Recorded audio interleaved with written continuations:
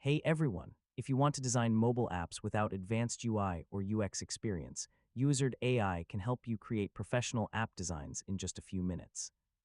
In this video, I'll show you how to create app designs in Uizard AI from start to finish in 2026. First, visit the Uizard website and sign in to your account. If you're new to the platform, create a free account using your email address or Google account. Once you're logged in, click Create New Project and select Mobile App as your project type.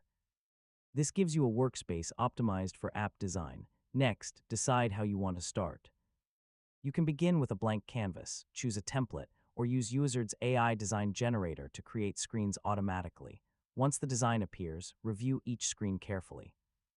You can click on any element to edit text, colors, icons, images, and layout settings. For the best results, start with a clear app concept, use detailed AI prompts, and refine the generated designs to match your specific goals and branding. And that's how to create app designs in Uizard AI in 2026.